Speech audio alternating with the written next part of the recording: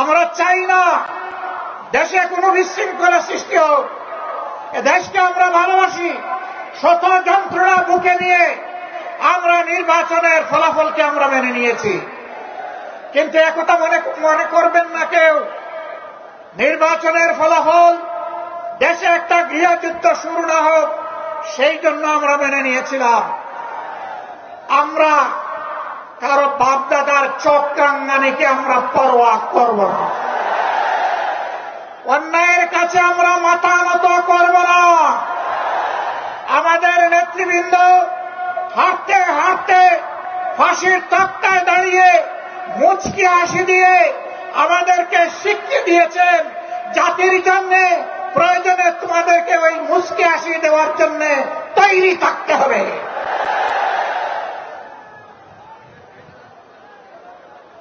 খানজাহান আলী শাহ মখদুম, শাহজালালের এই বাংলাদেশে জনগণ সেই মুচকি হাসি দেওয়ার জন্য প্রস্তুত। আমরা কোন আধিপত্যবাদের কাছে মাথা নত করব না। সরকারকে স্পষ্ট বলে দিচ্ছি, যদি এই দেশবাসী এবং আমরা দেখতে পাই আধিপত্যবাদের সামনে আপনারা মাথা নত করছেন, আপনাদেরকে আমরা ছেড়ে কথা বলব না। সাবধান। 20 কোটি মানুষের 24 কোটি হাত আজ প্রস্তুত। সীমান্তে সুরসুরি দেওয়া হচ্ছে।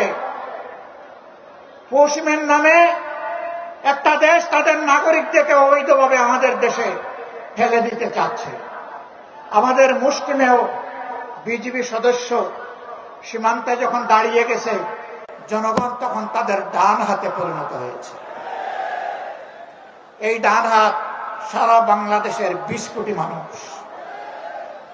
অতএব আমরা চাই না আমাদের কোনো প্রতিবেশীর ঘুম এবং শান্তি কেড়ে নিতে, আবার কোনো প্রতিবেশী আমাদের দিকে তাদের কালো হাত বাড়াক, ওইটাও আমরা চাই না।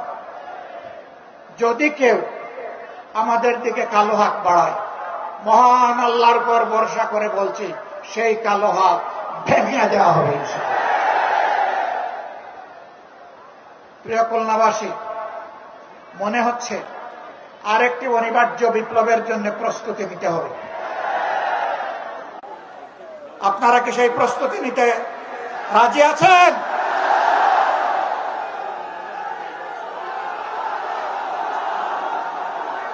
সম্মানিত বন্ধুগণ, এই বিপ্লব কোন দলকে ক্ষমতায় বসানোর জন্য নয়, কোন গোষ্ঠী এবং পরিবারকে তুষামত করার জন্য নয়, কোন আধিপত্যবাদের কাছে মাথা নত করার জন্য নয়, বরঞ্চ দুনিয়ার বুকে স্বাধীন সার্বভৌম রাষ্ট্র হিসাবে সম্মান, ইজ্জত, শক্তি, সাহস নিয়ে মাথা তুলে দাঁড়ানোর জন্য হবে আগামীর বিপ্লব ইনশাআল্লাহ তাআলা লাজিম।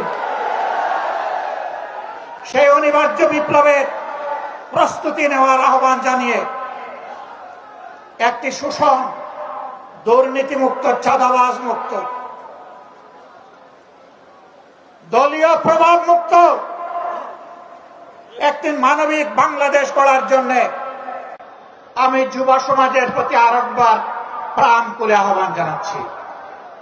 যুবকরা সব প্রস্তুত আছেন? এক মুরব্বীও হাত তুলেছেন। আমার ধারণা ওনার বয়স হবে 75 বছরের কাছাকাছি। মানে যুবকদেরকে তিনি থামিয়ে দিলেন, তোমরাই শুধু যুবক নও, জাতির প্রয়োজনে বয়স যাই হোক আমরাও যুবক। একসাথে আমরা লড়াই করব অন্যায়ের বিরুদ্ধে, আধিপত্যবাদের দূষরদের বিরুদ্ধে, দলখানাদের বিরুদ্ধে, চাঁদাবাজদের বিরুদ্ধে, দুর্নীতিবাজদের বিরুদ্ধে, আমার শিশুর সন্তানদের কেড়ে নেয় সেই দর্শকদের বিরুদ্ধে।